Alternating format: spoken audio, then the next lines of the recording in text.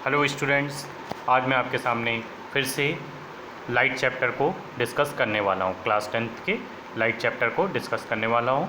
ठीक है, सबसे पहले हम इसमें आज डिस्कस करेंगे परावर्तन से रिलेटेड कुछ क्वेश्चंस। ठीक है, और उन क्वेश्चंस को डिस्कस करने के बाद हम डिस्कस करेंगे कि अपवर्तन टॉपिक को यानी रिफ्रैक्शन टॉपिक को डिस्कस करेंगे। रिफ्रैक्शन टॉपिक को डिस्कस करेंगे और लॉ ऑफ रिफ्रैक्शन यानी अपवर्तन के नियम को डिस्कस करेंगे। ठीक है, तो पहले हम कुछ क्वेश्चंस डिस्कस करते हैं कि जैसे हमारे पास परावर्तन का, अगर आपने पिछला वीडियो नहीं देखा है तो पिछले वीडियो को ज़रूर देखें। ठीक है, क्योंकि उसी से आपको परावर्तन टॉपिक के बारे में समझ में आएगा। ठीक है, तो आइए डिस्कस करते हैं। तो पहला क्वेश्चन है हमारे पास, यदि समतल दर्पण का आवर्धन +1 है तो यह क्या दर्शाता है? तो यह हमें ये दर्शाता है कि कोई वस्तु जितने आकार की है वह उतने ही आकार की हमें प्राप्त होगी। ठीक है, यानी किसी वस्तु का साइज जितना है, इमेज का साइज भी, यानी ऑब्जेक्ट का साइज जितना है उतना ही साइज इमेज का भी होगा। ठीक है, मैग्नीफिकेशन क्यों यहाँ? क्योंकि यहाँ पे +1 है। ठीक है, ऐसा क्यों होता है? तो अगर हम बात करें तो m का फॉर्मूला जो हमारे पास होता है वो क्या होता है? I/O। ठीक है, तो अब अगर m की वैल्यू 1 आ गई, यहाँ से हमें क्या मिल जाएगा? I की वैल्यू किसके इक्वल आ जाएगी? O के इक्वल आ जाएगी। अब I क्या है हमारे पास? Height of image. O क्या है हमारे पास? Height of object. ठीक है, तो I और O अगर इक्वल है तो जितना प्रतिबिंब का आकार होगा उतना ही हमारा वस्तु का आकार बन जाएगा। ठीक है, आगे बात करते हैं। तो आगे हम बात करते हैं कि नेक्स्ट क्वेश्चन जो हमारे पास है, यदि वास्तविक प्रतिबिंब का आकार बिंब के आकार का बनता है, ठीक है, यानी जो इमेज साइज है वो वस्तु के साइज क्या है और दर्पण से 18 सेंटीमीटर की दूरी पर बनता है, तो दर्पण कौन सा है बताएं और उसकी फोकस दूरी ज्ञात करें। ठीक है, तो अगर हम बात करें कि जो वस्तु का आकार है प्रतिबिंब के आकार का ही बन रहा है, तो उस स्थिति में हम कहते हैं कि हमारे पास जो दर्पण है वो कौन सा है? वो है अवतल दर्पण। ठीक है, तो दर्पण कौन सा है हमारे पास? अवतल दर्पण। और क्या कहा गया है कि और दर्पण से कितनी दूरी पर बनता है? 18 सेंटीमीटर की दूरी पर बनता है। तो इसका मतलब क्या है कि V और U दोनों की वैल्यू कितनी है? 18 सेंटीमीटर। तो V हमारे पास किस में होता है अवतल दर्पण में? माइनस में। और U भी किस में होता है? माइनस में 18। ठीक है, तो अब अगर हमें इसे सॉल्व करना है फोकस दूरी निकालने के लिए, तो हम कौन सा फॉर्मूला लगा देंगे? 1/f = 1/v + 1/u। और इससे सॉल्व करके हम फोकस दूरी निकाल लेंगे। तो फोकस दूरी V की वैल्यू कितनी है? 18। ठीक है, और U की वैल्यू भी कितनी हो जाएगी? -18। तो ये आ जाएगा -2/18। सॉल्व करेंगे, ये आ जाएगा 9 माइनस का, तो F की वैल्यू आ जाएगी -9 सेंटीमीटर। ठीक है, ये हमारे पास इसका आंसर हो जाएगा। ठीक, अब अगर हम बात करें नेक्स्ट क्वेश्चन की कि सौर भट्टियों में हम कौन से दर्पण का इस्तेमाल करते हैं और क्यों। ठीक है, तो सौर भट्टियों में हम अगर बात करें तो हम अवतल दर्पण का उपयोग करते हैं। ठीक है, अवतल दर्पण का उपयोग क्यों करते हैं? क्योंकि वो अवतल दर्पण ज़्यादा से ज़्यादा प्रकाश किरणों को अवशोषित करता है और वो अवशोषित करने के बाद वो एक पॉइंट पर कन्वर्ज करने का काम करता है। ठीक है, यानी किसी एक पॉइंट पर वो लाके फोकस कर देता है। इस वजह से हम अवतल दर्पण का इस्तेमाल करते हैं। फिर है वाहनों में पश्चदश सौर भट्टियाँ यानी सोलर फर्नेस की हम बात कर रहे हैं। ठीक है, वाहनों में पश्च दृश्य के लिए किस दर्पण का इस्तेमाल करते हैं और क्यों। ठीक है, तो वाहनों की बात यानी जो बाइक वगैरह हो गई, कार वगैरह हो गई, इसमें साइड मिरर्स के रूप में जो हम पीछे देखने के लिए जो मिरर्स का इस्तेमाल करते हैं वो हम कौन से मिरर का यूज़ करते हैं? ठीक है, तो वहाँ पे हम कॉन्वेक्स मिरर यानी उत्तल दर्पण का उपयोग करते हैं। ऐसा क्यों? क्योंकि उस मिरर का यूज़ करने से हमें उसका इमेज जो है वो क्लियर इमेज दिखाई देता है। और क्लियर इमेज नहीं कह सकते, मतलब ये कहते हैं कि उसका हम छोटे आकार का प्रतिबिंब हम उस मिरर में देखते हैं। ठीक है, क्योंकि यहाँ पे हमें ना तो इमेज को इक्वल करके देखना और ना ही उसके साइज़ को बड़ा करके देखना है। हमें क्या करना है? उसके इमेज को छोटा करके दिखना है। ठीक है, यानी उसके इमेज को हमें साइज़ को छोटा करना है, तो इस ताकि वो पूरा साइज जो गाड़ियों का इमेज है वो हमारे उस मिरर में आसानी से दिखाई दे। ठीक है, तो इस वजह से हम उसमें कौन से मिरर का यूज़ करते हैं? कॉन्वेक्स मिरर यानी उत्तल दर्पण का उपयोग करते हैं। फिर है बिंब की स्थिति क्या होनी चाहिए जब हम अवतल दर्पण का इस्तेमाल करते हैं। ठीक है, तो अवतल दर्पण का इस्तेमाल करते समय हमें सेविंग दर्पणों की अगर बात करें तो सेविंग दर्पणों के रूप में हम जो यूज़ करते हैं, जब हम सेविंग मिरर यूज़ करते हैं तो सेविंग मिरर में हम क्या देखना चाहते हैं? अपने इमेज को थोड़ा सा बड़ा करके देखना चाहते हैं। ठीक है, तो इमेज बड़ा कब होता है? जब हम वस्तु को कहाँ पे रखते हैं? दर्पण के ध्रुव और फोकस के बीच में। तो इसका रे डायग्राम आप लोग प्रैक्टिस करिएगा, अगर नहीं पता तो आप पिछले वीडियो में जाके देख सकते हैं। ठीक है, नेक्स्ट है टॉर्च एवं सर्च लाइट में। तो टॉर्च और सर्च लाइट की बात करें तो टॉर्च और सर्च लाइट से हमें समांतर किरणें दिखाई देती है और समांतर किरणों का प्रतिबिंब कहाँ पे बनता है, आनंद पर बनता है। तो इस स्थिति में वस्तु कहाँ पे रखी होती है, इसको भी मैंने प्रीवियस वीडियो में डिस्कस किया है। ठीक है, तो उसको भी आप देख लीजिएगा।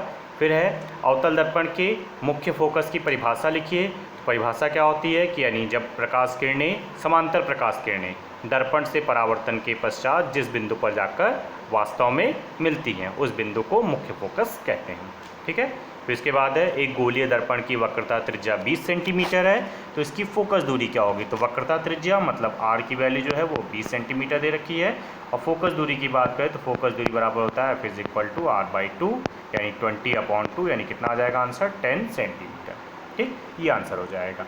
फिर इसके बाद बात करें, नेक्स्ट क्वेश्चन है हमारे पास, उस दर्पण का नाम बताइए जो बिंब का सीधा तथा आवर्धित प्रतिबिंब बना सके। ठीक है, यानी हमें बिंब का सीधा भी प्रतिबिंब बनाना है और आवर्धित मतलब उससे बड़ा प्रतिबिंब बनाना है। तो बड़ा प्रतिबिंब केवल एक ही दर्पण में बनता है, तो वो है अवतल दर्पण। ठीक है, फिर इसके बाद बात करें, वह कौन सा दर्पण है जिसकी फोकस दूरी धनात्मक होती है।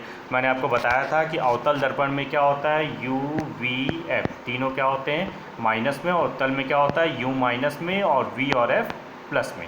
ठीक है, ये होता है कंडीशन। ठीक है, ये चीज़ें अवतल में एक कंडीशन होती है जब वस्तु कहाँ रखी हो, दर्पण के ध्रुव और फोकस के बीच में, तो उस कंडीशन में V प्लस में होता है। लेकिन हमें यहाँ पे V की बात ना करके किसकी बात की गई है, फोकस दूरी की बात की गई है।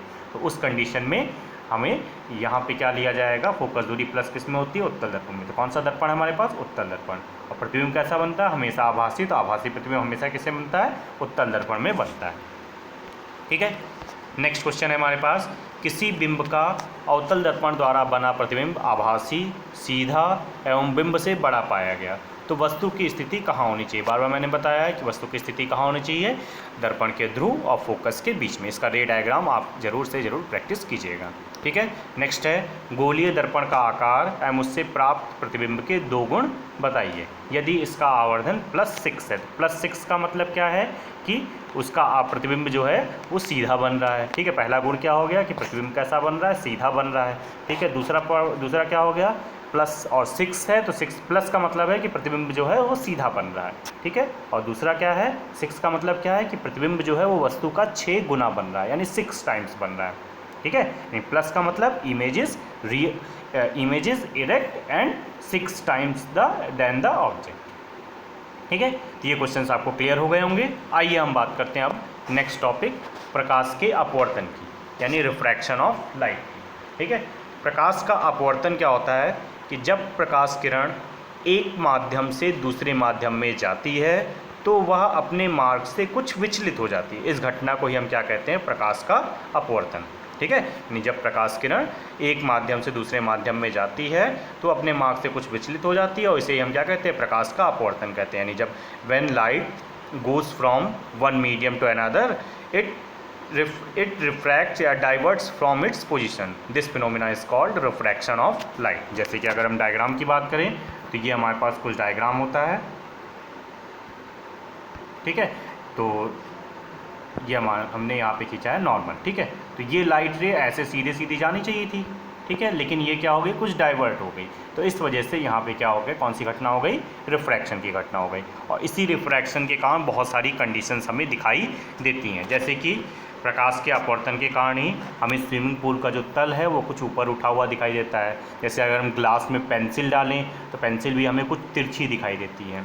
ठीक है, पेंसिल कांच की खिड़कियों को देखिए, अगर कहीं से वो चटक जाती है तो हमें चमकीली भी दिखाई देती है। ठीक है, ये भी है सारे ग्लास, कांच के गिलास में जो पड़े नींबू हैं वो वास्तविक आकार से कुछ बड़े हुए दिखाई देते हैं। ठीक है, कांच पर लिखे जो शब्द हैं वो ग्लास स्लैब से अगर हम कांच की पट्टी से देखते हैं तो हमें कुछ ऊपर उठे हुए दिखाई देंगे। ये सारी घटनाएं किसके कारण होती है, प्रकाश के अपवर्तन के कारण। जैसे अगर हम कहें कि अगर हम किसी पेंसिल को ग्लास स्लैब में डालें तो हमें कुछ ऊपर उठी हुई क्यों दिखती है, तो रीज़न होता है कि जब हम प्रकाश किरणों को देखते हैं अपनी आँखों से, ठीक है, तो आँखों से देखते हैं तो वो प्रकाश किरण कुछ इस तरह से हमें जाती हुई प्रतीत होती हैं। ठीक है, इस तरह से हमारी आंखों को दिखाई देती है। और जब उसका वास्तविक प्रतिबिंब देखें तो वास्तविक प्रतिबिंब कुछ यहाँ पे बनता हुआ दिखता है हमें, ठीक है। तो इस कारण यहाँ पे इसका आभासी प्रतिबिंब मिलता है, जो कि उससे कुछ ऊपर उठा हुआ दिखाई देता है एक्चुअल से। तो इस वजह से हमें इसका आभासी प्रतिबिंब प्राप्त होता है, ठीक है। नेक्स्ट बात करें तो अपवर्तन की बात करें कि प्रकाश के अपवर्तन के 2 नियम होते हैं। पहला नियम क्या होता है, आपतित किरण, अपवर्तित किरण तथा अभिलंब तीनों एक ही तल में होते हैं। जैसे इस डायग्राम में है, आपतित किरण कौन सी है, ये वाली किरण जो जाने वाली है, अपवर्तित किरण ये वाली किरण है, और अभिलंब हमारे पास ये है, ठीक है, ये जो नॉर्मल रे ड्रॉ किया गया, ठीक है। तो आपतित किरण, अपवर्तित किरण और अभिलंब तीनों एक ही तल में होते हैं। फिर किन्हीं 2 माध्यमों के लिए, यानी एक माध्यम हमारे पास कौन सा, विरल माध्यम, और दूसरा सघन माध्यम। तो किन्हीं 2 माध्यमों के लिए आपतन कोण की ज्या और अपवर्तन कोण की ज्या का अनुपात एक नियतांक होता है। अब इसमें आपतन कोण कौन सा होता है, तो आपतित किरण और अभिलंब के बीच जो कोण बनता है उसे हम कहते हैं आपतन कोण, और अपवर्तित किरण और अभिलंब के बीच बने कोण को हम बोलते हैं अपवर्तन कोण आर, ठीक है। यानी हमारे पास जो फॉर्मूला आता है वो फॉर्मूला आता है sin i upon sin r is equal to constant, ठीक है। और ये जो कांस्टेंट होता है वो हमारे अपवर्तनांक n के बराबर होता है, ठीक है। इसमें एक क्वेश्चन में थोड़ा सा करेक्शन है स्टूडेंट्स कि टॉर्च एवं सर्च लाइट में हम अवतल दर्पण का इस्तेमाल तो करते हैं, तो प्रतिबिंब कहाँ पे बनता है, इसका प्रतिबिंब जो है आभासी मिलता है और वस्तु से बड़ा मिलता है। क्यों कि जब हम टॉर्च, जैसे हम टॉर्च को देखते हैं तो टॉर्च से जो लाइट मिलती है वो हमें कुछ ऐसे, यानी लगातार उसका प्रतिबिंब जो है हमें बड़ा दिखता है, ठीक है। यानी प्रतिबिंब कैसा दिख रहा है, हमें आभासी दिख रहा है। और आभासी की स्थिति में वस्तु कहाँ रखी होनी चाहिए, जब वस्तु फोकस दूरी और दर्पण के ध्रुव के बीच में रखनी चाहिए। मतलब इन दोनों ही क्वेश्चन के लिए, सेविंग दर्पण के लिए और टॉर्च और सर्च लाइट के लिए आंसर सेम है, ठीक है। तो इसलिए इस आपको करेक्ट कर लीजिएगा, ठीक है। तो आप करेक्ट कर लीजिएगा। सभी लोग को वीडियो अच्छा लगे तो सब्सक्राइब करना ना भूलें। Have a nice day, thank you class.